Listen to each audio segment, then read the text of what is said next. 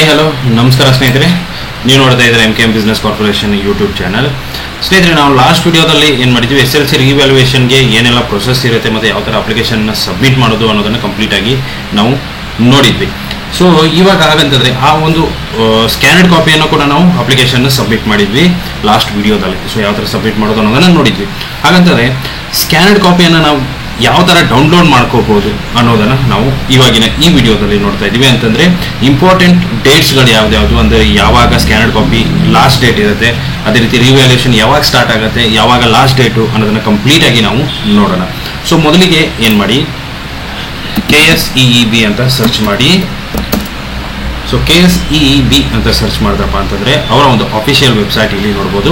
Karnataka school examination and code ಅಂತ ಬರುತ್ತೆ. ಅದ್ರ ಮೇಲೆ ಕ್ಲಿಕ್ ಮಾಡ್ಕೊಳ್ಳಿ. ಅದ್ರ ಮೇಲೆ ಕ್ಲಿಕ್ ಮಾಡ್ಕೊಂಡ್ರಪ್ಪ ಅಂತಂದರೆ ನಿಮಗೆ ನೆಕ್ಸ್ಟ್ ಅವರ ಅಫಿಷಿಯಲ್ ವೆಬ್ಸೈಟ್ ಓಪನ್ ಆಗುತ್ತೆ. ಸೊ ಇದು ಅವರ ಅಫಿಷಿಯಲ್ ವೆಬ್ಸೈಟ್. ಇಲ್ಲಿ ನೀವು ಕೆಳಗಡೆ ಬಂದ್ರಪ್ಪ ಅಂತಂದರೆ ಇಲ್ಲಿ ನೋಡ್ಬೋದು ಲೇಟೆಸ್ಟ್ ನ್ಯೂಸ್ ಅಂತ ಇದೆ. ಸೊ ರೀಡ್ ಮೋರ್ ಮೇಲೆ ಕ್ಲಿಕ್ ಮಾಡಿ. ರೀಡ್ ಮೋರ್ ಮೇಲೆ ಕ್ಲಿಕ್ ಮಾಡಿದ್ರಂತಂದರೆ ನಿಮಗೆ ಇಲ್ಲಿ ನೋಡ್ಬೋದು click here to apply and download photocopy retotaling revaluation of SLC 2024 exam answer scripts ಅಂತ ಇದೆ. ಸೊ ಅದ್ರ ಮೇಲೆ ಕ್ಲಿಕ್ ಮಾಡ್ಕೊಳ್ಳಿ. ಅದ್ರ ಮೇಲೆ ಕ್ಲಿಕ್ ಮಾಡ್ಕೊಂಡಪ್ಪ ಅಂತಂದರೆ ಇಲ್ಲಿ ನೋಡ್ಬೋದು ಇಂಪಾರ್ಟೆಂಟ್ ಡೇಟ್ಸ್ ಇಲ್ಲಿ ನಮಗೆ ನೋಡೋದಕ್ಕೆ ಸಿಗುತ್ತೆ. ಸೊ ಯಾವಾಗ ನಮಗೆ ಫೋಟೋಕಾಪಿ ಅಥವಾ ಸ್ಕ್ಯಾನ್ ಕಾಪಿಯನ್ನು ಅಪ್ಲಿಕೇಶನ್ ಓಪನ್ ಆಗಿತ್ತಪ್ಪ ಅಂತಂದರೆ 9/5 ಓಪನ್ ಆಗಿದ್ದು. ಅದೇ ರೀತಿ ಲಾಸ್ಟ್ ಡೇಟ್ ಯಾವಾಗಪ್ಪ ಅಂತಂದರೆ ಫೋಟೋಕಾಪಿ ನಾಳೆ. ಸೊ 16/5 ಲಾಸ್ಟ್ ಡೇಟ್ ಆಗಿರುತ್ತೆ. ಅದೇ ರೀತಿ ಆನ್ಲೈನ್ ಅಪ್ಲಿಕೇಶನ್ ಯಾವಾಗಿಂದ ಸ್ಟಾರ್ಟ್ ಮಾಡಿರ್ತಾರಪ್ಪ ಅಂದರೆ ರೀಟೋಟ್ಲಿಂಗ್ಗೆ 13ರಿಂದ 22ನೇ ತಾರೀಕು ಲಾಸ್ಟ್ ಡೇಟು. ಅದೇ ರೀತಿ ರಿವ್ಯಾಲ್ಯೂಯೇಷನ್ ರೀಟೋಟ್ಲಿಂಗ್ ಕೂಡ 13ಕ್ಕೆ, ಅದೇ ರೀತಿ ಲಾಸ್ಟ್ ಡೇಟ್ 22. ಸೊ ಯಾರ್ಯಾರು ಅಪ್ಲಿಕೇಶನ್ನ ಸಬ್ಮಿಟ್ ಮಾಡಿದ್ದೀರಾ ಬೇಗ ನಿಮ್ಮ ಡೌನ್ಲೋಡ್ ಮಾಡಿಕೊಂಡು ಅಪ್ಲಿಕೇಶನ್ಸನ್ನು ಪ್ರೊಸೆಸ್ ಮಾಡಿಕೊಡಿ.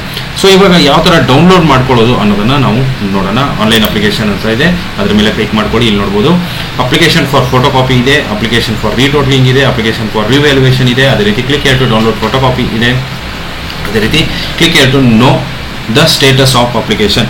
ಸೊ ನಿಮಗೇನಾದರೂ ಅಪ್ಲಿಕೇಶನ್ ಫೋಟೋಕಾಪಿಗೆ ನೀವು ಅಪ್ಲಿಕೇಶನ್ ಹಾಕಿ ನಿಮಗೆ ಮೆಸೇಜ್ ಇನ್ನೂ ಬಂದಿಲ್ಲ ಅಂತಂದರೆ 2-3 ದಿವಸ ಆದ್ರೂ ಸೊ ಇಲ್ಲಿ ನೀವು ನಿಮ್ಮ ಅಪ್ಲಿಕೇಶನ್ ಸ್ಟೇಟಸನ್ನು ಚೆಕ್ ಮಾಡ್ಕೋಬೋದು.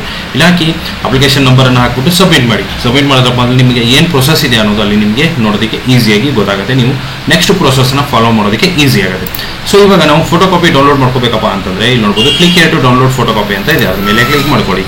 ಅದ್ರ ಮೇಲೆ ಕ್ಲಿಕ್ ಮಾಡ್ಕೊಂಡ್ರಪ್ಪ ಅಂತಂದರೆ ನಿಮಗೆ ನೋಡ್ಬೋದು ಇಲ್ಲಿ ಎಂಟರ್ ಯುವರ್ ಅಪ್ಲಿಕೇಶನ್ ನಂಬರ್ ಅಂತ ಇದೆ. ಸೊ ಅಪ್ಲಿಕೇಶನ್ ನಂಬರ್ ಹಾಕಿ ಆಟೋಮೆಟಿಕ್ಲಿ ರಿಜಿಸ್ಟ್ರೇಷನ್ ನಂಬರು ಮತ್ತು ಸಬ್ಜೆಕ್ಟ್ ನಿಮಗೆ ಇಲ್ಲಿ ಬರುತ್ತೆ. ನೀವು ಯಾವ್ದು ಅಪ್ಲೈ ಮಾಡಿರ್ತೀರಾ ಅದು. ಸೊ ಆ ಸಬ್ಜೆಕ್ಟನ್ನು ಸೆಲೆಕ್ಟ್ ಮಾಡಿಕೊಂಡು ಏನು ಮಾಡಿ, ಕ್ಯಾಪ್ಚಾ ಕೋಡನ್ನು ಹಾಕ್ಬಿಟ್ಟು ಜನರೇಟ್ OTP ಮೇಲೆ ಕ್ಲಿಕ್ ಮಾಡಿ. ಸೊ ನೀವು ರಿಜಿಸ್ಟರ್ ಆಗಬೇಕಾದ್ರೆ ಹಾಕಿರುವಂಥ ಮೊಬೈಲ್ ನಂಬರ್ಗೆ OTP ಬರುತ್ತೆ. ಆ OTP ನಂಬರನ್ನು ಹಾಕ್ಬಿಟ್ಟು ಸಬ್ಮಿಟ್ ಮಾಡಿ. ಸಬ್ಮಿಟ್ ಮಾಡಿದ್ರಪ್ಪ ಅಂತಂದರೆ ಆಟೋಮೆಟಿಕಲಿ ನಿಮ್ಮ ಒಂದು ಆ ಸಬ್ಜೆಕ್ಟ್ ಇರುವಂಥ ನೀವು ಬರೆದಿರುವಂಥ ಆನ್ಸರ್ ಸ್ಕ್ರಿಪ್ಟ್ ಅಂದರೆ ಆನ್ಸರ್ ಪೇಪರ್ ಏನಾಗುತ್ತೆ ಅದು ಡೌನ್ಲೋಡ್ ಆಗುತ್ತೆ. ಸೊ ಓಪನ್ ಮಾಡಿಕೊಂಡು ಪ್ರಿಂಟ್ಔಟ್ ಹಾಕೊಂಡು ಬೇಗ ವೆರಿಫೈ ಮಾಡಿಕೊಂಡು ರಿವ್ಯಾಲ್ಯೂಯೇಷನ್ ಅಥವಾ ರೀಟೋಟ್ಲಿಂಗ್ ಏನಾದರೂ ಚೇಂಜಸ್ ಅಥವಾ ಅವ್ರ ಕಡೆಯಿಂದ ಏನಾದರೂ ವ್ಯಾಲ್ಯೂಯೇಷನ್ ಮಾಡಬೇಕಾದ್ರೆ ಮಿಸ್ಟೇಕ್ ಆಗಿತ್ತು ಅಥವಾ ರೀಟೋಟ್ಲಿಂಗ್ ಅಂದರೆ ಟೋಟ್ಲಿಂಗ್ ಮಾಡಬೇಕಾಗಿದ್ರೆ ಏನಾದರೂ ಮಿಸ್ಟೇಕ್ ಆಗಿತ್ತು. ಸೊ ಇದೆಲ್ಲ ಇತ್ತಪ್ಪ ಅಂತಂದರೆ ನಿಮಗೆ ಕಂಡು ಬಂದಿತ್ತು ಅಂತಂದರೆ ನೀವೇನಪ್ಪ ಅಂತಂದರೆ ರಿವ್ಯಾಲ್ಯೂಯೇಷನ್ ಅಥವಾ ರೀಟೋಟ್ಲಿಂಗ್ಗೆ ಅಪ್ಲಿಕೇಶನನ್ನು ಸಬ್ಮಿಟ್ ಮಾಡ್ಬೋದು. ಸೊ ನಿಮ್ಮ ಕಡೆ ಮಿಸ್ಟೇಕ್ ಇದ್ದು ಅವರು ಕರೆಕ್ಟ್ ಆಗಿದ್ರಪ್ಪ ಅಂತಂದರೆ ನೀವು ರಿವ್ಯಾಲ್ಯೂಯೇಷನ್ ಅಥವಾ ರೀಟೋಟ್ಲಿಂಗ್ ಹಾಕಿ ಯೂಸ್ ಇಲ್ಲ. ಸೊ ಮೊದಲು ನೀವು ಅದನ್ನು ವೆರಿಫೈ ಮಾಡಿಕೊಂಡು ಆಮೇಲೆ ಅಪ್ಲಿಕೇಶನನ್ನು ಸಬ್ಮಿಟ್ ಮಾಡಿ. ಸೊ ಇಷ್ಟು ಇವತ್ತಿನ ವಿಡಿಯೋ. ನೀವು ಡೌನ್ಲೋಡ್ ಮಾಡ್ಕೊಳ್ಳೋದು ಯಾವ ಥರ ಅನ್ನೋದನ್ನು ಮಾತ್ರ ನಾನು ಈ ವಿಡಿಯೋದಲ್ಲಿ ನಿಮಗೆ ತೋರಿಸಿದ್ದೀನಿ. ಸೊ ವಿಡಿಯೋ ಇಷ್ಟ ಆಗಿದೆ ಅಂದ್ಕೊಂಡಿದ್ದೀನಿ. ಇಷ್ಟ ಆಗಿದ್ರೆ ಲೈಕ್ ಮಾಡಿ, ಶೇರ್ ಮಾಡಿ, ಸಬ್ಸ್ಕ್ರೈಬ್ ಮಾಡೋದನ್ನು ಮರಿಬೇಡಿ. Thank you.